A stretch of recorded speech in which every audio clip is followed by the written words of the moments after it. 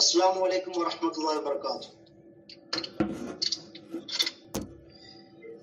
ഇസ്ലാമിൽ മലായ് പെനിൻസുല എന്നുള്ള വിഷയമാണല്ലോ നമ്മൾ സംസാരിക്കുന്നത്. ഇസ്ലാമിക ലോകത്തെ നല്ല ശതമാനം മുസ്ലിങ്ങൾ ജീവിക്കുന്നത് ഇന്ന് നമ്മൾ സൗത്ത് ഈസ്റ്റ് ഏഷ്യ എന്നൊക്കെ വിളിക്കുന്ന, അല്ലെങ്കിൽ മലായ് ആർപിലേഖ എന്ന് വിളിക്കുന്ന, അതിന്റെ കൂടെ തന്നെ മലായ് പെനിൻസുല എന്നൊക്കെ നമ്മൾ പല പേരിട്ട് വിളിക്കുന്ന ഈ പ്രദേശത്താണ്.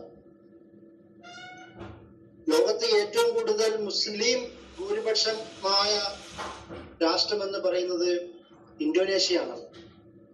അപ്പോ ലോക മുസ്ലിം ഭൂപടത്തിൽ ഇത്രയും പ്രാധാന്യമുള്ള ഒരു ഭൂപ്രദേശം എന്ന നിലയിൽ അവരുടെ ചരിത്രത്തെയും അവിടുത്തെ ജനതയെയും അവരുടെ സംസ്കാരങ്ങളെയും അവിടുത്തെ രാഷ്ട്രീയത്തെയും ആ ജനതയുടെ ഇതര മുസ്ലിം ലോകവുമായിട്ടുള്ള ബന്ധത്തെയും സമകാലിക സാമൂഹിക അവസ്ഥകളെയും അതിനെക്കുറിച്ചുള്ള ഒരു പൊതുവായ വിവരം ഉണ്ടാവേണ്ടത് അനിവാര്യമാണ്. പൊതുവെ മലായ് പെനിൻസുല എന്ന് നമ്മൾ പറയുമ്പോൾ നേരത്തെ ഡോക്ടർ ആബിദ് തന്നെ ഇക്കാര്യം വിശദീകരിക്കുകയുണ്ടായി. മലേഷ്യ, ഇന്തോനേഷ്യ, ബ്രൂണെ, തായ്ലാന്റ് ചില ഭാഗങ്ങൾ, മ്യാൻമാർ, റോഹിംഗ്യൻ, ആർഖാൻ പ്രദേശങ്ങൾ, അതുപോലെ വിശാലമായ ഒരു ഭൂപ്രദേശത്തെ എല്ലാം ചേർത്തുകൊണ്ടാണ് മലായ് പെനിൻസുല എന്ന് വിളിക്കുന്നത്. ഈ മലായ് പെനിൻസുലയിൽ നമ്മുടെ വിഷയത്തിന്റെ പ്രാധാന്യം പോലെ തന്നെ ഭൂരിപക്ഷവും മുസ്ലിങ്ങളാണ്. ഈ മലായ് പെനിൻസുലയിൽ ഭൂരിപക്ഷവും മുസ്ലിങ്ങളിലെ സുന്നി വിഭാഗമാണ്. ഇവിടെ തന്നെ മദ്ഹബ് അടിസ്ഥാനത്തിൽ ഭൂരിപക്ഷം ഷാഫി മദ്ഹബാണ്.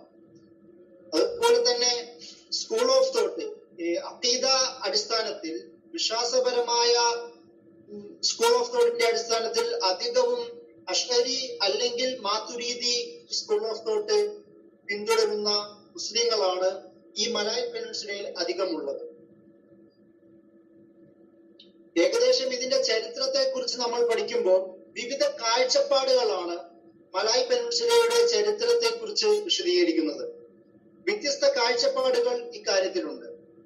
അതായത് 3 പ്രധാനപ്പെട്ട തിയറികളാണ് മലായ് പെനിൻസുലയിലെ ഇസ്ലാമിന്റെ വരവുമായി ബന്ധപ്പെട്ട അഭിപ്രായങ്ങൾ കാണിക്കുന്ന 3 തിയറികളാണുള്ളത്. ഒന്ന്, അത് ഗുജറാത്ത് തിയറി എന്ന് വിളിക്കപ്പെടുന്ന സ്നൂച്ച് ഹർഗോഞ്ചയുടെ അടിസ്ഥാനത്തിലുള്ള ഒരു തിയറിയാണ്. അദ്ദേഹം പറയുന്നത് മലായ് പെനിൻസുലയിൽ ഇസ്ലാം വരുന്നത്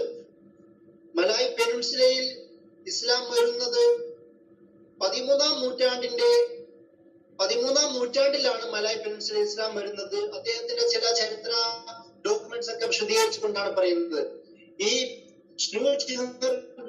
ഒരു ഡച്ച് ഓറിയന്റലിസ്റ്റ് സ്കോളറാണ്.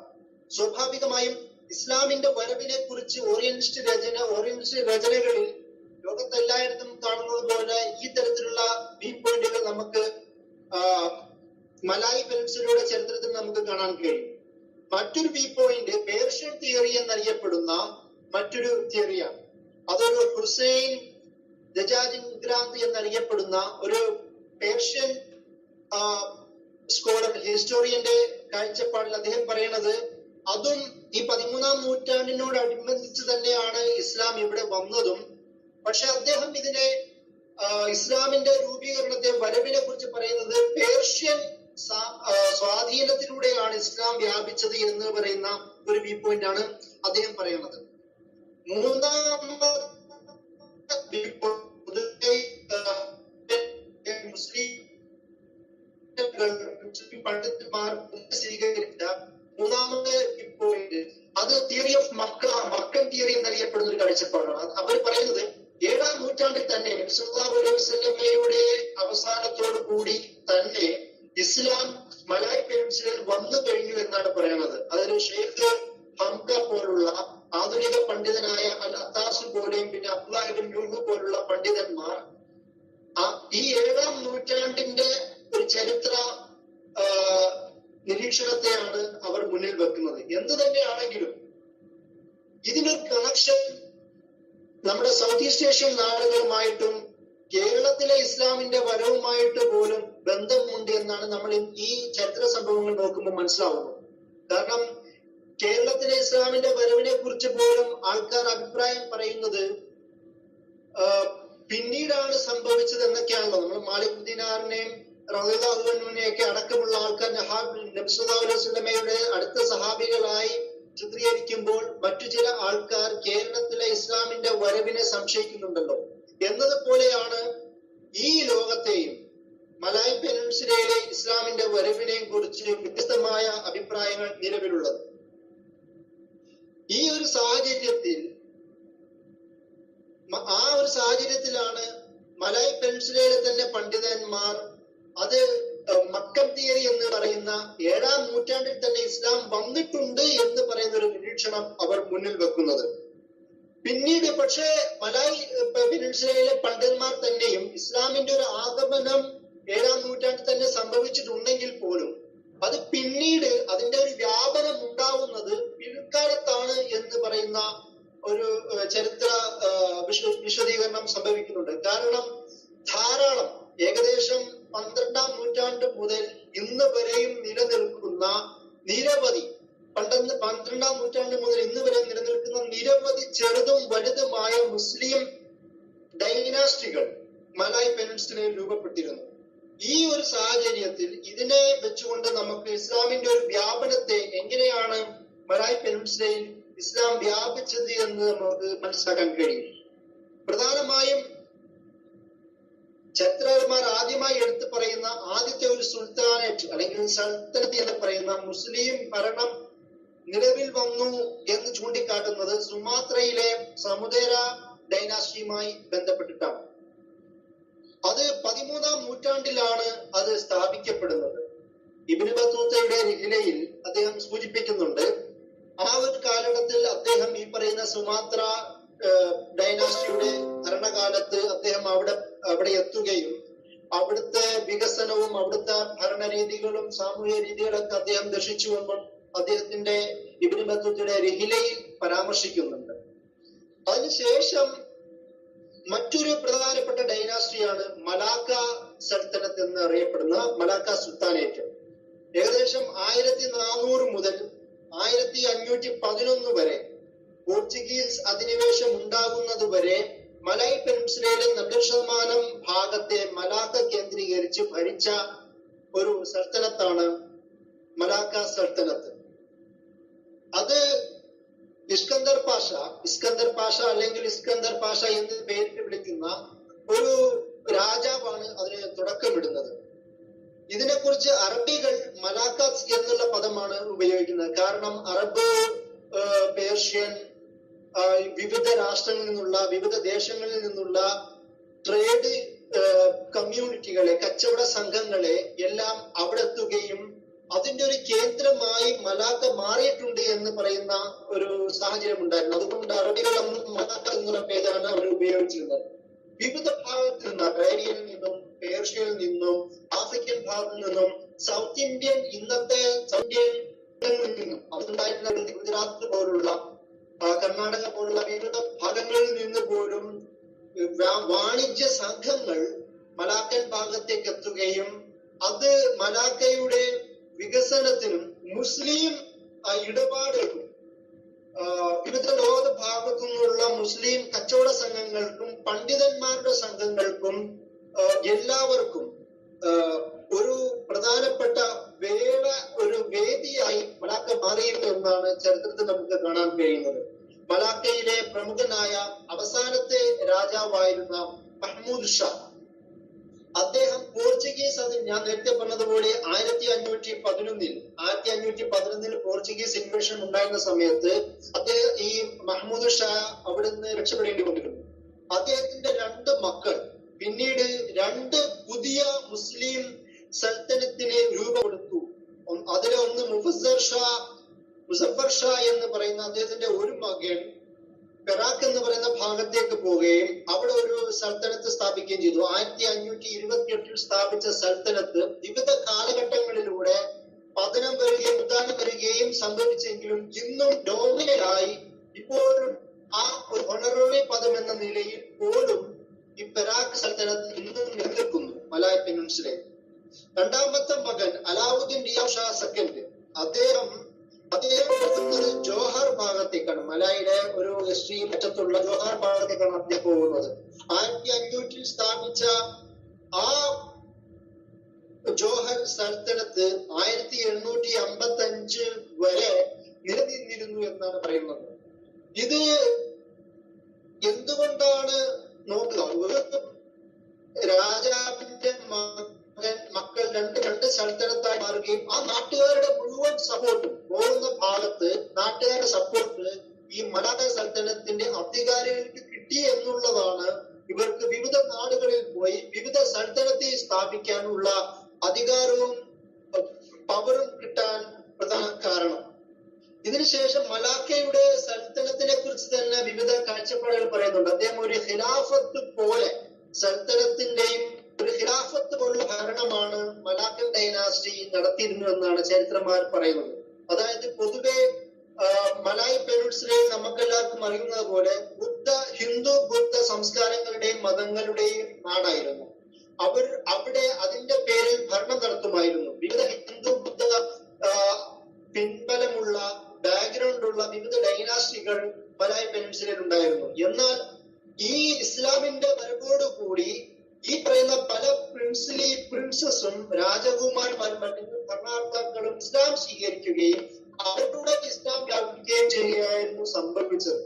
സാധാരണ മലായ് പെനിൻസുലയിലെ ഇസ്ലാമിന്റെ വ്യാപനത്തെ കുറിച്ച് പറയുന്നത് ടോപ്പ് ഡൗൺ ഇസ്ലാമിന്റെ വ്യാപനമായിരുന്നു എന്നുള്ളതാണ്. അതായത് ഭരണകർത്താക്കൾ ഇസ്ലാം സ്വീകരിക്കുന്നതോടുകൂടി അദ്ദേഹം ഇസ്ലാമിന്റെ രീതികൾ നടപ്പിലാക്കാൻ ശ്രമിക്കുന്നതോടുകൂടി അദ്ദേഹം ഇസ്ലാമിൽ പണ്ഡിതന്മാരെ ക്ഷണിച്ചുകൊണ്ടും അവരുടെ മകളിലേക്ക് അയച്ചുകൊണ്ടും ഇസ്ലാമിന്റെ വ്യാപനം നടത്തുന്ന ഇങ്ങനെയാണ് ഈ മലായ് പെനിൻസുലയിൽ ഇസ്ലാം വ്യാപിച്ചത് എന്നാണ് ചരിത്രകാരന്മാർ പറയുന്നത്.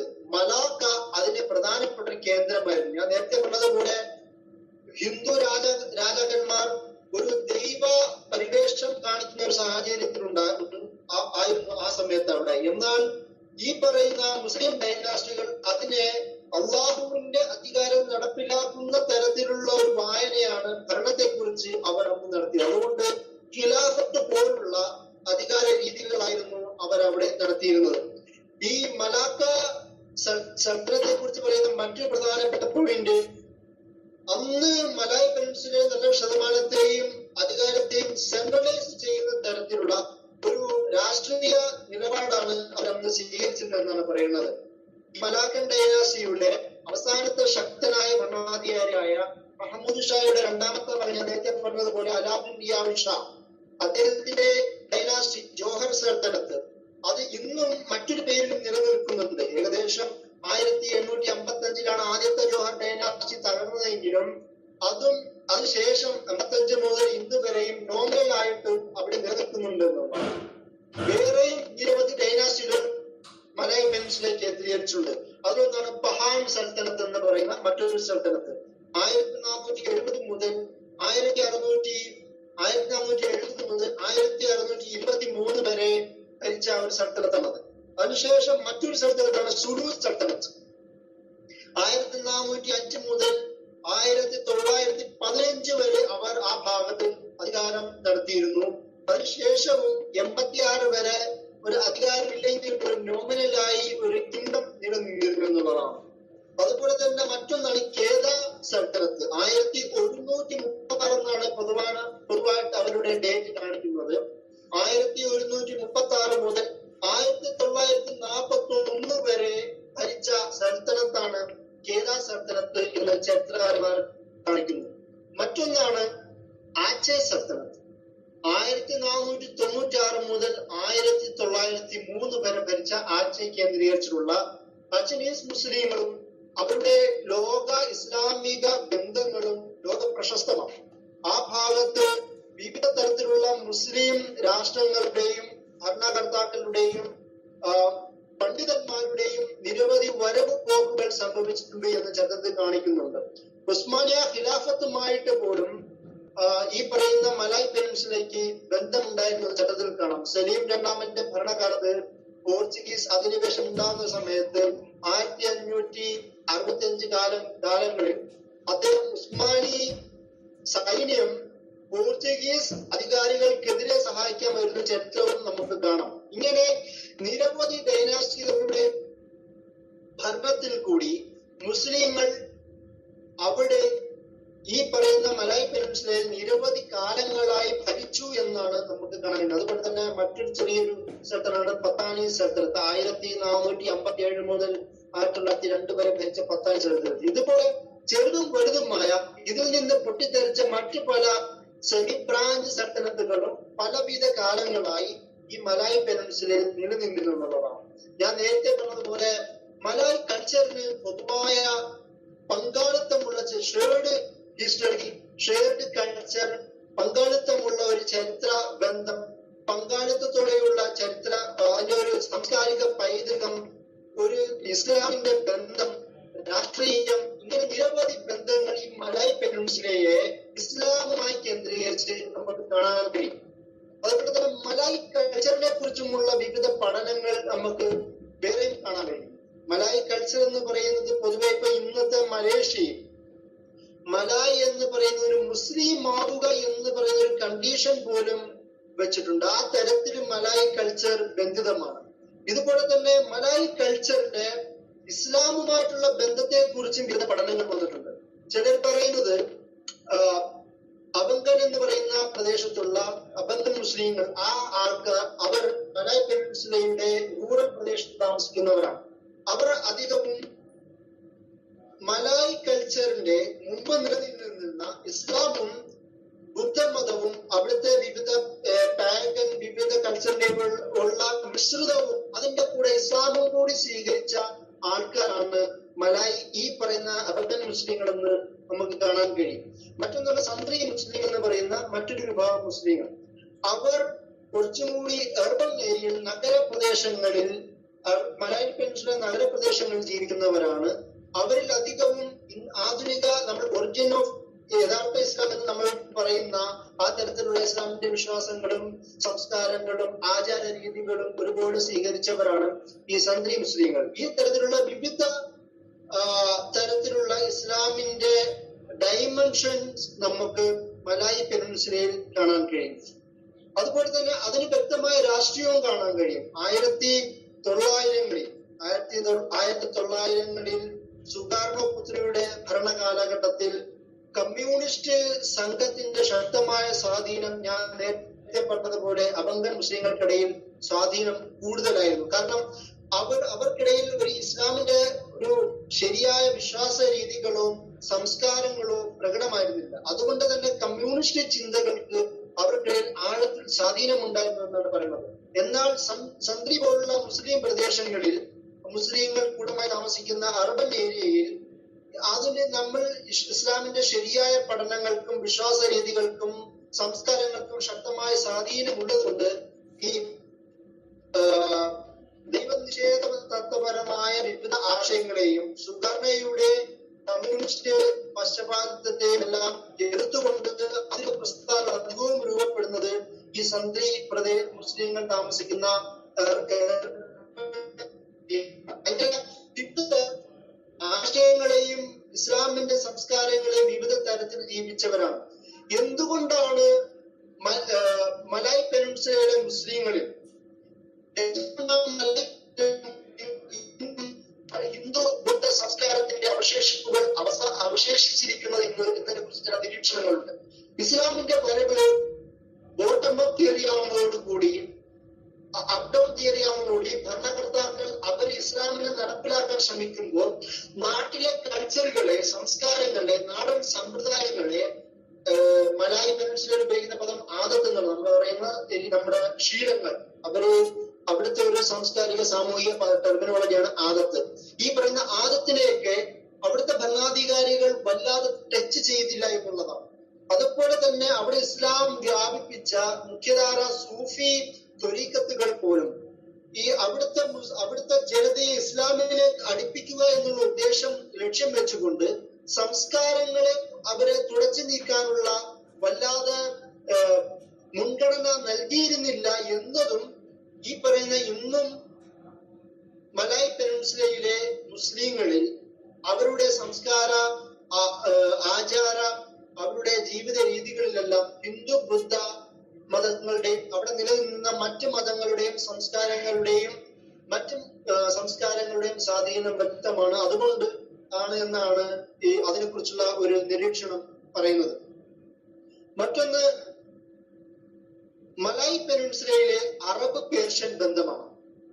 ഞാൻ നേരത്തെ പറഞ്ഞതുപോലെ ഒരു പേർഷ്യൻ മലായ് പെനിൻസുലയിൽ ഇസ്ലാമിന്റെ വരവിനെ കുറിച്ച് പറയുന്നത് ഒന്ന് പേർഷ്യൻ ബന്ധമാണ്. അവിടെ ഒരുപാട്, അതുകൊണ്ട് തന്നെ മലായ് പെനിൻസുലയിൽ നല്ല ശതമാനം പേർഷ്യക്കാർ അവിടെ താമസിക്കുകയും കച്ചവട ബന്ധമുണ്ടാവുകയും പേർഷ്യൻ ഡൈനാസ്റ്റികളുമായിട്ടും ഇസ്ലാമിന് വരവിന് ശേഷം പേർഷ്യൻ ഡൈനാസ്റ്റികളുമായി നല്ല ബന്ധമുണ്ട്. അതിൽ മറ്റൊന്നാണ് യമനി ബന്ധം. ഇന്നും മലായ് പെനിൻസുലയുടെ രാഷ്ട്രീയത്തെയും സാമൂഹിക ഇടപാടുകളെയും മത ജീവിത രീതികളെയും നിയന്ത്രിക്കുന്നതിൽ ഹദറമൗത്ത് യമനി പണ്ഡിതന്മാരുടെ സ്വാധീനം ശക്തമാണ്. ഹദറമൗത്ത് പണ്ഡിതന്മാരുടെ കൂടി അവിടെ ആ ഒരു സ്ഥലത്ത് ഒരു ലീഡർഷിപ്പിലേക്ക്, ഇവരുടെ ഒരു നേതൃത്വത്തിലേക്ക് മാറുകയുണ്ടായി. ഈ ഹദറമൗത്ത് പണ്ഡിതന്മാർ മലായ് പെനിൻസുലയിലെ പ്രത്യേകിച്ച് മലേഷ്യ പോലുള്ള പ്രദേശങ്ങളിൽ വരികയും അവിടങ്ങളിൽ വിവാഹം കഴിക്കുകയും അവരിലൂടെ പുതിയ നിരവധി ജനറേഷൻ ഉണ്ടാവുകയും അത് അറബ് കൾച്ചറിന്റെ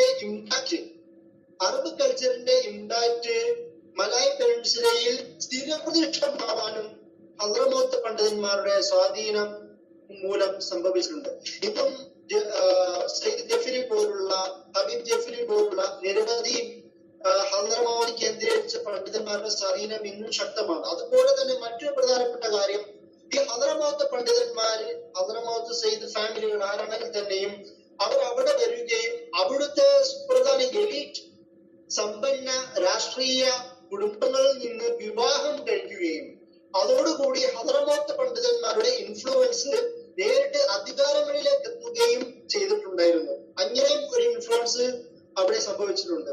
പക്ഷെ അതിനുശേഷം മറ്റൊരു ക്രിറ്റിസിസം, അവരൊരു സെൽഫ് അവയർനെസ് എന്ന രീതിയിൽ അവർ നടത്തുന്നത് ഹദറമൗത്ത് പണ്ഡിതന്മാരുടെ അറബിക് കൾച്ചർ ഇല്ലാതായി പോകുന്നു, അറബ്നെസ് എന്ന് പറയുന്ന അറബീയത ഇല്ലാതായി പോകുന്നു എന്ന് പറയുന്ന ഒരു സ്വയം വിമർശനം അവർ നടത്തുന്നുണ്ട്. അതായത് ഹദറമൗത്ത് വന്നതിന് ശേഷമുള്ള 2-3 ജനറേഷന് ഉള്ള ആൾക്കാരാണ്, ജനതയാണ് ഇന്ന് മലായ് പെനിൻസുലയിലും മലേഷ്യയിലും മറ്റു പലതും നിലവിലുള്ളത്. അവർ അറബി സംസാരിക്കുകയോ അറബിയുമായിട്ട് ഇടപെടലുകയോ ഇല്ലാത്തത് കാരണം അറബ് കൾച്ചറിന്റെ ഒരു ഒഴുകിപ്പോക്ക് അവരുടെ ജീവിതത്തിൽ ഉണ്ട് എന്നാണ് ഈ ഹദറമൗത്ത് പണ്ഡിതന്മാരുടെ പ്രധാന ഒരു വിമർശനം. അതിനാൽ തന്നെയും അവര് ഭരണതലത്തെ ഉപയോഗിച്ചുകൊണ്ട് അറബി ഭാഷയെ നടപ്പിലാക്കാനുള്ള വിവിധ ബേസിക് ലെവലിൽ തന്നെ, ഗ്രൗണ്ട് ലെവലിൽ തന്നെ തുടങ്ങി നടപ്പിലാക്കാനുള്ള ചില പരിശ്രമങ്ങൾ നടത്തുന്നുണ്ട്. എന്നാൽ അതിനെതിരെ വിവിധ തരത്തിലുള്ള സ്വാഭാവികമായും മറ്റൊരു ഭാഷ നടപ്പിലാക്കാൻ ശ്രമിക്കുമ്പോൾ ദേശീയ സ്വഭാവമുള്ള മലായിക്കെതിരെ മറ്റൊരു ഭാഷ നടപ്പിലാക്കാനുള്ള ഗവൺമെന്റ് ശ്രമങ്ങളെ അവിടുത്തെ തീവ്ര ദേശീയവാദികൾ എതിർക്കുന്നുണ്ട് എന്നത് ഏറെ സത്യമാണ്. അതുപോലെ തന്നെ മലായ് പെനിൻസുലയിലെ മറ്റൊരു പ്രധാനപ്പെട്ട സവിശേഷതയാണ് അറബി ഭാഷയുടെ ഇൻഫ്ലുവൻസ്. അറബി ഭാഷ നമ്മുടെ കേരളത്തിലാണെങ്കിൽ പോലും ലോകത്തിന്റെ എവിടെയാണെങ്കിൽ പോലും ഇസ്ലാം ഉള്ള കാലത്തോളം അറബി ഭാഷയുടെ ഇൻഫ്ലുവൻസ് അവിടെ ഉണ്ടാവും, സ്വാധീനം ഉണ്ടാവും. അത് നമ്മളുടെ ജീവിത രീതിയിലും നമ്മുടെ സ്വന്തം തദ്ദേശീയമായ ഭാഷകളിൽ പോലും നല്ലൊരു ശതമാനം സ്വാധീനവും ഉണ്ടാക്കിയിട്ടുണ്ട്, സാന്നിധ്യവും ഉണ്ട്. എന്നതുപോലെ തന്നെ കേരളത്തിൽ അറബി മലയാളം എന്ന രീതിയിൽ നമ്മൾ അറബിയോട് ചേർത്ത് ഉണ്ടാക്കിയ ഭാഷയെ പോലെ തന്നെ അതേ സ്ക്രിപ്റ്റ് രീതിയിൽ വലത്തുനിന്ന് എടുത്തോട്ട് എഴുതുന്ന ജാവി സ്ക്രിപ്റ്റും അതുപോലെ തന്നെ പേഗൻ സ്ക്രിപ്റ്റും സ്റ്റാൻഡ് സ്ക്രിപ്റ്റും അങ്ങനെ 3 തരത്തിലുള്ള സ്ക്രിപ്റ്റുകൾ അറബി ഭാഷയുടെ ഇൻഫ്ലുവൻസ് അവിടെ ഉണ്ടാക്കി എന്ന് നമുക്ക് കാണിക്കാൻ കഴിയും. അത് നിരവധി കാലഘട്ടങ്ങളിലൂടെയുള്ള വികാസമാണ്. ഈ നേരത്തെ പേഗൻ അതുപോലെ തന്നെ സെറാൻ സ്ക്രിപ്റ്റുകൾ, ജാവി സ്ക്രിപ്റ്റ് അത്ര പ്രസിദ്ധിയല്ല. ജാവി സ്ക്രിപ്റ്റ് ഏകദേശം ഇസ്ലാമിക കൃതികൾ അധികവും ജാവി സ്ക്രിപ്റ്റിനെ കേന്ദ്രീകരിച്ചിട്ടാണ്, ആ ഭാഷയിലാണ്, ആ സ്ക്രിപ്റ്റിലാണ് അധികം എഴുതപ്പെട്ടിട്ടുള്ളത്. പേഗൻ സെറാങ് പോലുള്ള സ്ക്രിപ്റ്റുകൾ അതിന് വേണ്ട ജാവി സ്ക്രിപ്റ്റിന് കിട്ടിയ സ്വീകാര്യത ഈ പറയുന്ന ഇതിന് മറ്റുള്ള പേഗൻ സെറാങ് സ്ക്രിപ്റ്റുകൾക്ക് കിട്ടിയിട്ടില്ല എന്നുള്ളതാണ് സത്യം. ഇതുപോലെ ഇനി നമുക്ക് പറയാൻ പറ്റുന്നത് ഭാഷയുടെ സ്വാധീനം എന്നതിനെ പറയാൻ പറ്റുന്ന മറ്റൊരു വിഷയം മലേഷ്യൻ, ഇന്തോനേഷ്യൻ, അതുപോലെ തന്നെ ബ്രൂണെ പോലുള്ള സ്ഥലങ്ങളിൽ ഇസ്ലാമിക അധികാരത്തിലുണ്ടാവുന്ന സ്വാധീനമാണ്. മലേഷ്യയിലും ഇന്തോനേഷ്യയിലും, മലേഷ്യയിൽ ഒരു സെക്യുലർ സ്റ്റേറ്റ് ആയിട്ടാണ് ഇന്തോനേഷ്യ ഒരു സെക്യുലർ സ്റ്റേറ്റ് ആയിട്ടാണ് നിലനിൽക്കുന്നത്. അത് അവിടെയുള്ള 5 മതങ്ങളിൽ ഒരു മതം എന്ന നിലയിലാണ് ഇസ്ലാം അവിടെ നിലനിൽക്കുന്നത്. അതുപോലെ തന്നെ ആച്ചെ പോലുള്ള പ്രദേശങ്ങളിൽ ഒരു സ്വയം ഭരണാധികാരം ഉള്ള സ്റ്റേറ്റ് ആണ് ആച്ചെ സ്റ്റേറ്റ്. അവിടെ ശരിയായ രീതിയിൽ ആച്ചെ സ്റ്റേറ്റിനെ നടപ്പിലാക്കാൻ പറ്റുന്ന ഒരു നിയമ സംവിധാനം ഇന്തോനേഷ്യയിലുണ്ട്. എന്നാൽ മലേഷ്യയിലും ബ്രൂണയിലും ഒഫീഷ്യൽ മതമാണ് ഇസ്ലാം. അവരുടെ അധികാരത്തെ നിയന്ത്രിക്കുന്നതാണ് ഇസ്ലാം. അതുകൊണ്ട് തന്നെയാണ് ഞാൻ നേരത്തെ പറഞ്ഞതുപോലെ മലേഷ്യയിലെ മലായ് സിറ്റിസൺസിന് മുസ്ലിം ആവുക എന്നത് ക്രൈറ്റീരിയയായി അവർ ചിത്രീകരിച്ചിരുന്നു. അല്ലാത്തവർക്ക് വേണ്ടി ഭൂമിപുത്ര എന്ന് പറയുന്ന ഒരു സംവിധാനം 1970-കളിൽ മലേഷ്യൻ ഗവൺമെന്റ് രൂപീകരിച്ചിരുന്നു നോൺ മുസ്ലിംസിന് വേണ്ടി. അതായത് അവരുടെ അധികാരങ്ങളിലും ഈ പറയുന്ന ഭരണനിർവഹണ ഡിസിഷൻ മേക്കിങ്ങിലും എല്ലാ സംവിധാനങ്ങളിലും പ്രാതിനിധ്യം ഉറപ്പുവരുത്തുക എന്നുള്ള ഉദ്ദേശത്തോടു കൂടിയാണ് ഈ പറയുന്ന ഭൂമിപുത്ര ഒരു പോളിസി അവര് രൂപീകരിച്ചിരുന്നത്. എന്നാൽ പോലും താരിഖ് റമദാനെ പോലുള്ള പണ്ഡിതന്മാർ ഈ ഭൂമിപുത്ര തിയറിനെ കുറിച്ചിട്ടുള്ള ചർച്ചയിൽ ഇടപെട്ടുകൊണ്ട് അദ്ദേഹം പറയുന്നത് മലേഷ്യ മുസ്ലിങ്ങളാകുമ്പോൾ സ്വാഭാവികമായും മുസ്ലിം ഭൂരിപക്ഷമുള്ള ഒരു സ്ഥലത്ത് നോൺ മുസ്ലിങ്ങൾക്ക് വേണ്ട ഒരു പ്രൊട്ടക്ഷനും അവരുടെ അവകാശത്തിന്റെയും എല്ലാ അവകാശങ്ങളുടെയും സ്വാതന്ത്ര്യത്തിന്റെയും സ്വതന്ത്രമായ ഒരു സാഹചര്യം ഉൾപ്പെടുത്തേണ്ടത് മുസ്ലിങ്ങളുടെ ബാധ്യതയാണ്. എന്നാൽ മലേഷ്യയിൽ ഈ പറയുന്ന ഭൂമിപുത്ര പോളിസി പലപ്പോഴും ഒരു അനീതി ഉണ്ടാക്കാനുള്ള കാരണമായി മാറിയിട്ടുണ്ടെന്നൊക്കെ താരിഖ് റമദാനെ പോലുള്ള പണ്ഡിതന്മാർ അതിനെ നിരൂപണം ചെയ്തിട്ടുണ്ട്. അതുപോലെ തന്നെയാണ് ഈ ബ്രൂണെ സ്വാഭാവികമായും ശരീഅത്ത് നടപ്പിലാക്കുമെന്ന് ബ്രൂണെ സുൽത്താൻ ഹസൻ ബോൾക്കിയ അദ്ദേഹം പ്രഖ്യാപിച്ചിരുന്നു. അവിടെയും ഇതുപോലെ തന്നെ മൈനോറിറ്റി വിഷയങ്ങളുടെ ചില പ്രശ്നങ്ങളുണ്ടെങ്കിലും അവരത് ഡീല് ചെയ്യുമെന്നൊക്കെയാണ് ഇന്നത്തെ പുതിയ വർത്തമാനങ്ങളൊക്കെ ഉള്ളത്.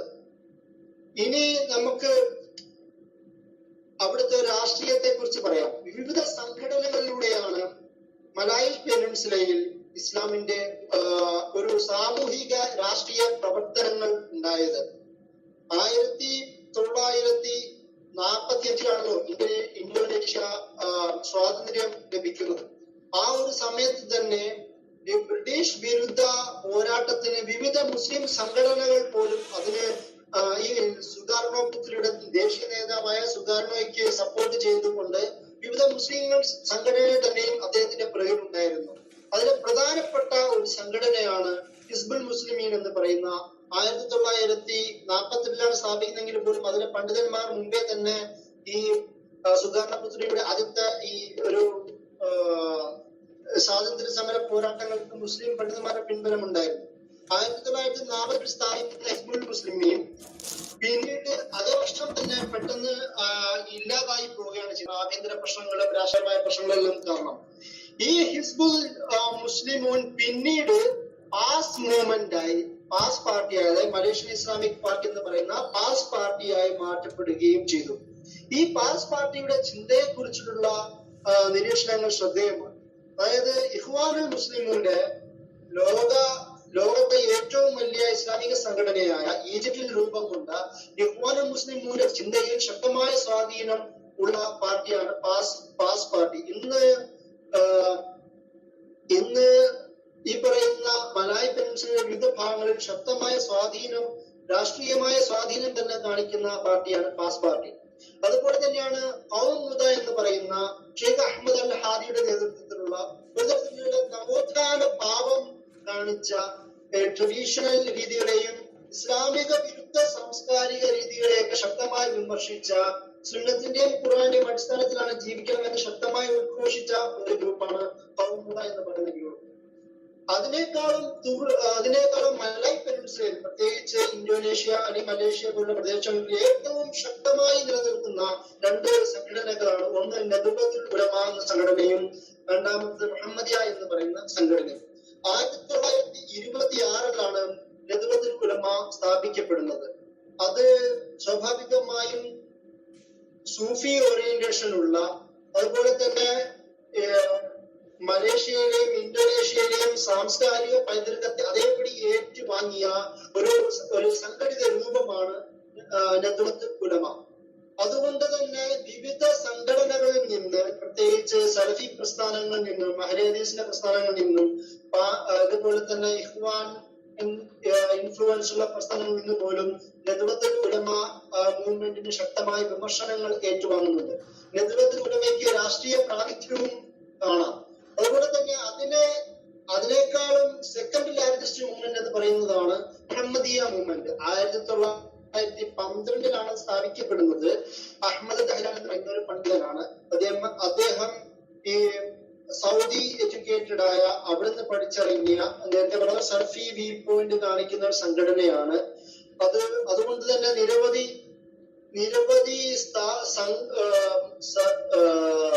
സ്ഥാപനങ്ങൾ സ്ഥാപിക്കുകയും നിരവധി ഇൻസ്റ്റിറ്റ്യൂഷനുകൾ ഉണ്ടാക്കുകയും യൂണിവേഴ്സിറ്റി അടക്കം, മലങ്കലുള്ള ഇസ്ലാമിക് യൂണിവേഴ്സിറ്റി അടക്കമുള്ള നിരവധി യൂണിവേഴ്സിറ്റികൾ മുഹമ്മദിയ സംഘടനയുടെ കീഴിലുണ്ട്.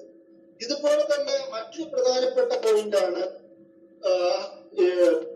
ഇവരുടെ ഇന്തോനേഷ്യൻ അല്ലെങ്കിൽ മലേഷ്യൻ ചരിത്രത്തിലെ മറ്റൊരു പ്രധാനപ്പെട്ട പോയിന്റാണ് അൽ ഹവാരി, ഇസ്ലാം ഹവാരി എന്നറിയപ്പെടുന്ന ഒരു സാംസ്കാരിക രൂപം. അത് മലേഷ്യ അവിടുത്തെ ആദ്യത്തെ പ്രധാനമന്ത്രിയായിരുന്ന ടുങ്കു അബ്ദുറഹ്മാനാണ് ഈ ഒരു ആശയം ആദ്യമായി മുന്നോട്ട് വെക്കുന്നത്, ഹവാരി അൽ ഇസ്ലാം. ഈ ഹവാരി അൽ ഇസ്ലാമിന്റെ ഏറ്റവും വലിയ പ്രത്യേകത അവിടുത്തെ സാംസ്കാരിക പൈതൃകത്തെ, അതായത് ചില ഒരു 10 പ്രിൻസിപ്പിൾസ് അദ്ദേഹം മുന്നോട്ട് വെക്കുന്നുണ്ട് ഹവാരി അൽ ഇസ്ലാമില്. അതിന് ഒന്ന് അദ്ദേഹം പറയുന്നത് ഈമാനിന്റെയും ഇസ്ലാമിന്റെയും അടിസ്ഥാനത്തിലാണ് ഇസ്ലാം കാര്യങ്ങളുടെ, അതായത് നമ്മുടെ ആചാരനിഷ്ഠകളുടെയും ഈമാനിന്റെയും കാര്യത്തിലാണ് മുസ്ലിം ജീവിതം മുന്നോട്ട് പോവേണ്ടത്. രണ്ടാമത് പറയുന്നത് ഭരണകൂടം, നീതിബോധമുള്ള ഭരണകൂടമാണ് ഈ പറയുന്ന ഇതിനെ സമൂഹത്തെ നയിക്കേണ്ടത്. എല്ലാവർക്കും സ്വാതന്ത്ര്യം നൽകാൻ കഴിയുന്നതാവണം ഒരു ഇസ്ലാം, അല്ലെങ്കിൽ അവിടുത്തെ ആ തരത്തിലുള്ളതാവണം നമ്മുടെ ഭരണം. അതുപോലെ തന്നെ വിവരങ്ങളിൽ നല്ല വിൽപ്പത്തി നമുക്കുണ്ടാവണം. അതുപോലെ തന്നെ ഏറ്റവും ഭദ്രമായ സാമ്പത്തിക വ്യവസ്ഥ നമ്മൾക്കുണ്ടാവണം. അതുപോലെ തന്നെ അദ്ദേഹം പറയുന്നത് നല്ല രീതിയിലുള്ള എല്ലാവർക്കും സ്വാതന്ത്ര്യം ഉണ്ടാവണം, നല്ല പരിസ്ഥിതി ബോധം നമുക്കുണ്ടാവണം. അതുപോലെ തന്നെ നമ്മുടെ സംസ്കാരങ്ങളുടെയും നമ്മുടെ ഇസ്ലാമിക ജീവിത രീതികളും നല്ല സ്വഭാവം നമുക്ക് ഉദ്ഘോഷിക്കാൻ കഴിയണം. മൈനോറിറ്റികൾക്ക്, ഈ മലേഷ്യ ഞാൻ നേരത്തെ പറഞ്ഞിട്ടുണ്ടല്ലോ, മലേഷ്യയിലെ നോൺ മുസ്ലിം ആൾക്കാർക്ക് ഒരുപാട് പ്രശ്നങ്ങൾ നേരിടുന്ന ഒരു സാഹചര്യത്തിലൊക്കെയാണ് അൽ ഹവാരി ഇസ്ലാം ഒക്കെ അവർ മുന്നോട്ട് വെക്കുന്നത്. അദ്ദേഹമാണ് ആദ്യത്തെ പ്രൈം മിനിസ്റ്റർ. ആ ഒരു സാഹചര്യത്തിൽ ഈ ഹവാരി ഇസ്ലാമിന്റെ, ഇസ്ലാം ഹവാരിയുടെ, ഹവാരി ഇസ്ലാമോ അല്ല ഇസ്ലാം ഹവാരി എന്നും പേര് വിളിക്കാറുണ്ട്.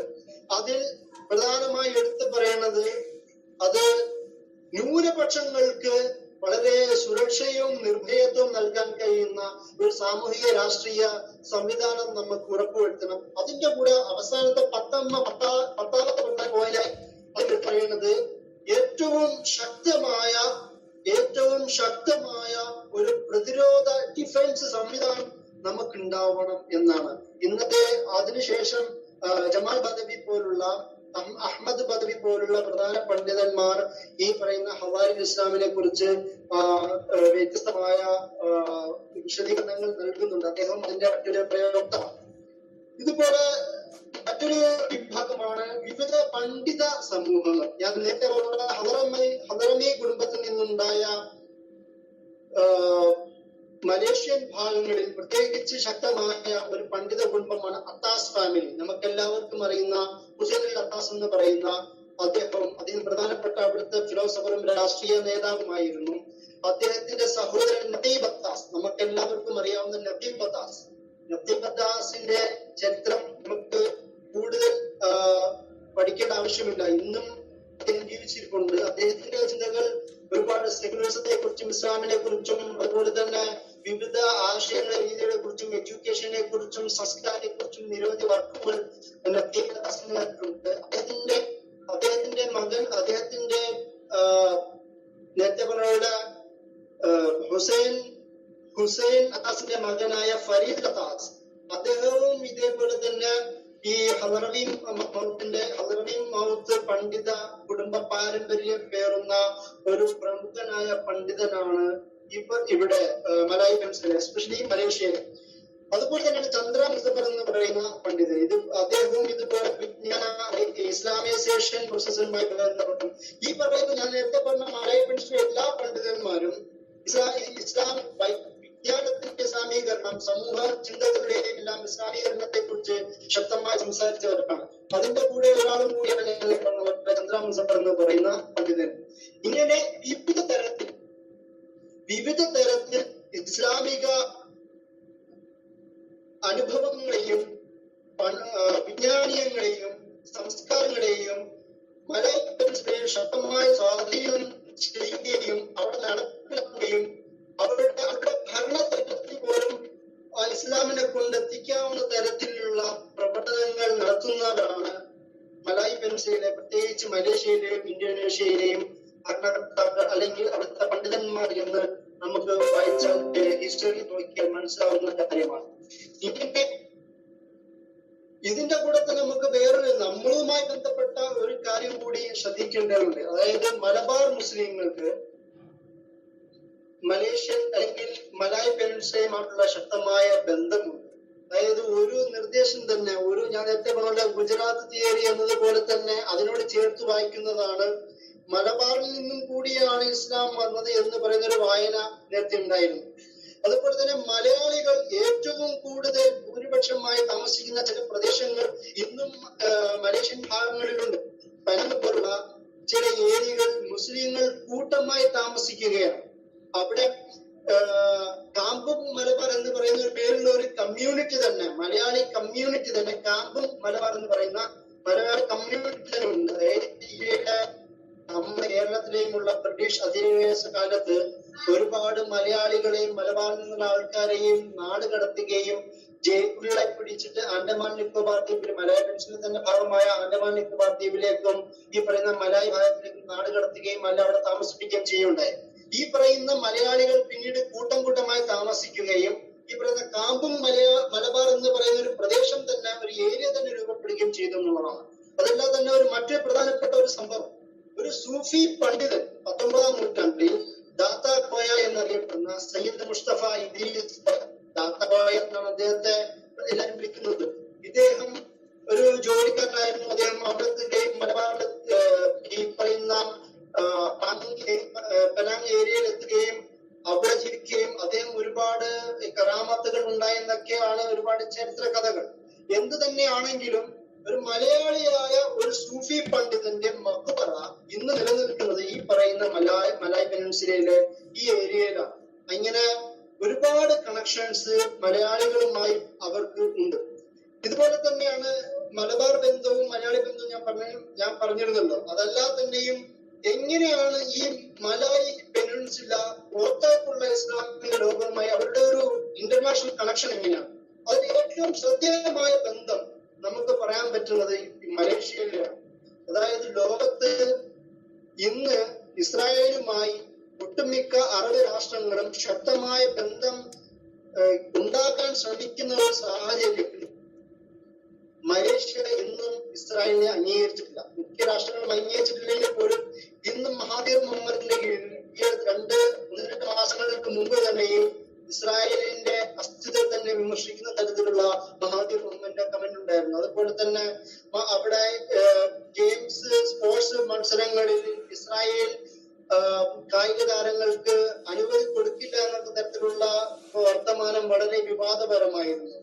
അമേരിക്കൻ ഇസ്രായേൽ കൂട്ടുകെട്ടിനെതിരെ പാകിസ്ഥാൻ, തുർക്കി, അതുപോലെ തന്നെ മലേഷ്യൻ ഒരു സഖ്യം രൂപപ്പെടുത്തുന്നതില് മഹാതീർ മുഹമ്മദിന്റെ നേതൃത്വത്തിന്റെ പ്രാധാന്യം വളരെ വലുതാണ്. ഇങ്ങനെ വിവിധ തരത്തിൽ മലേഷ്യ മലായ് കേന്ദ്രീകരിച്ചിട്ടുള്ള ഇന്നുള്ള മലേഷ്യ വിവിധ തരത്തിലും ഒരു ഇസ്ലാമിക നേതൃത്വത്തിനും ശ്രമിക്കുന്നുണ്ട് എന്നുള്ളതാണ് നമുക്ക് അവരുടെ ഒരു സാംസ്കാരിക പൈതൃകമൊക്കെ നോക്കുമ്പോൾ മനസ്സിലാവുന്നത്. ഇതല്ലാതെ മറ്റൊരു പ്രധാനപ്പെട്ട പോയിന്റ് അവിടുത്തെ ഒരു സിനിമയുമായി ബന്ധപ്പെട്ടുള്ളതാണ്. നമുക്കറിയാലോ, ഈ മുസ്ലിം ഭൂരിപക്ഷ നാടാണ്. അപ്പൊ സ്വാഭാവികമായും ഈ വിഷ്വൽ മീഡിയ, പ്രിന്റ് മീഡിയ, മറ്റുള്ള പ്രസിദ്ധീകരണങ്ങൾ എല്ലാത്തിനും ശക്തമായ സ്വാധീനവും അവിടെ ഒരുപാട് കോൺട്രിബ്യൂഷൻ ഉണ്ടാവാം. പണ്ഡിതന്മാരുണ്ട്, നോവലിസ്റ്റുകളുണ്ട്, നിരവധി ആൾക്കാരുമുണ്ട്. പക്ഷെ അതിൽ സിനിമയെ കുറിച്ചുള്ള ചർച്ചകൾ അവിടെ നിരവധി മുമ്പേ തന്നെ സിനിമകൾ രൂപപ്പെട്ടിരുന്നു, സീരീസുകൾ രൂപപ്പെട്ടിരുന്നു, അങ്ങനെയൊക്കെ ഉണ്ടായിരുന്നു. പക്ഷേ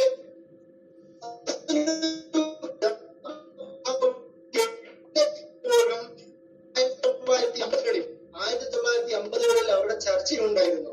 അതിൽ പ്രധാനപ്പെട്ട 2-3 പേർ, അസ്റുൽ സാനി എന്ന് പറയുന്ന ജമാലുദ്ദീൻ മാലിക്, മിസ്ബാഹ യൂസഫ് ഈരാൻ എന്നറിയപ്പെടുന്ന 3 പ്രധാനപ്പെട്ട ചിന്തകന്മാർ. അവർ ഒരേ സമയം ആക്ടിവിസ്റ്റുകളും സംവിധായകരും സിനിമാ പ്രവർത്തകരും കൂടിയായിരുന്നു. അവര് ഈ 3 പേരും, അതായത് അസ്റുൽ സാനിയുടെയും ജമാലുദ്ദീൻ മലിക്കിന്റെയും യൂസഫ് ഈരാന്റെയും ചിന്തകളാണ് പ്രധാനമായി എടുത്തു പറഞ്ഞത്. നമ്മുടെ സിനിമകളിലൂടെ ഇസ്ലാമിന്റെ ഒരു ദഅവാ സ്വഭാവം നമുക്ക് കാണിക്കേണ്ടതുണ്ട് എന്ന തരത്തിലുള്ള ഒരു സിനിമകൾ ഉണ്ടാക്കുകയും ചെയ്തു എന്നുള്ളതാണ് മലായ് പെനിൻസുലയിലെ പ്രത്യേകിച്ച് ഈ പറയുന്ന മലേഷ്യൻ കേന്ദ്രീകരിച്ചുള്ള ഭാഗങ്ങളിൽ നമുക്ക് ചരിത്രം നോക്കുമ്പോൾ കാണാൻ കഴിയുന്നത്. ഇങ്ങനെ വിവിധ തരത്തിൽ ഇസ്ലാം അവിടുത്തെ ചരിത്രത്തിലും അവരുടെ രാഷ്ട്രീയത്തിലും അവരുടെ സാമൂഹിക രീതികളിലും അവരുടെ ആചാര രീതികളിലും അവരുടെ സാമൂഹിക ഇടപെടലുകൾ പോലും വിഷ്വൽ മീഡിയ പോലെ, സിനിമ പോലുള്ള, സീരീസ് പോലുള്ള, നോവൽ പോലുള്ള വിവിധ മേഖലകളിൽ പോലും ശക്തമായ സ്വാധീനം ചെലുത്തിയിട്ടുണ്ട് എന്നാണ് നമുക്ക് അവരുടെ ചരിത്രം നോക്കുമ്പോൾ കാണാൻ കഴിയുന്നത്. ഇങ്ങനെ ഈ തരത്തിൽ മലായ് പെനിൻസുലയെ വ്യക്തമായി മനസ്സിലാക്കുകയും അവിടുത്തെ രാഷ്ട്രീയ സാമൂഹിക ചരിത്രത്തെ കുറിച്ച് ഒരു പൊതുവായ ഒരു അവബോധം ഉണ്ടാകേണ്ടത് അനിവാര്യമാണ്. ഇത് പറഞ്ഞുകൊണ്ട് ഞാൻ എന്റെ വർത്തമാനം അവസാനിപ്പിക്കുന്നു. അസ്സലാമു അലൈക്കും.